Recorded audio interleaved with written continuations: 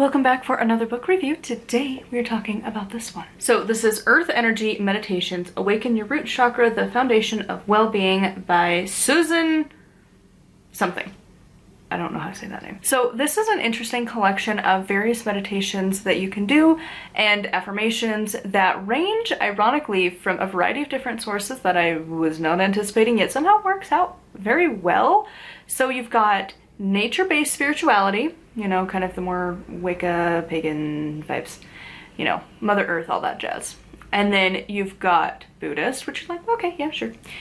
And then Christian, and yet somehow it doesn't feel out of place. They actually blend together. I give this one a 4 out of 5 star. I know, surprising, right? So typically if you've watched my channel for a while, you know I typically don't think that books are the best medium for guided meditations, but somehow this one worked out pretty well. I mean, obviously that's a part that's like a personal thing of like, I don't like that.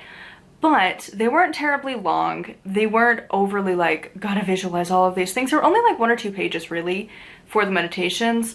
And it is heavily encouraged every time that you record them yourself and play it back.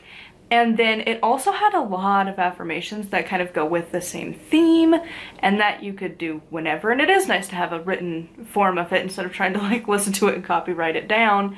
That part is really nice. I was genuinely surprised to see such a good balance between the different religions, and to me it felt like it was more of the base of them of like, what did Jesus tell you to actually do? Which is mostly just like, peace, love, and light, yo. Like, you know, kind of the same thing with the Buddha, and of course most of the nature religions as well. And so it blended that same theme together, and I feel like it covered a lot of the themes that are associated to the root chakra. I am curious if there are going to be more like this going through the other chakras, if it would keep that same thing or if it's just for the one. But it had a lot of really good information in here.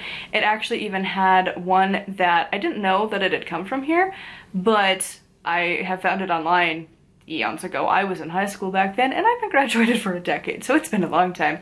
But I had found it wasn't quite the same one that I had found, but also it was online, so you never know if it was totally accurate.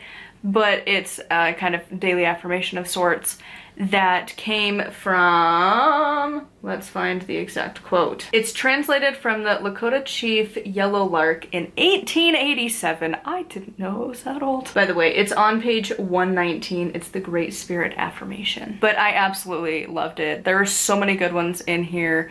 There are just a variety of different ones that I think would be pretty good.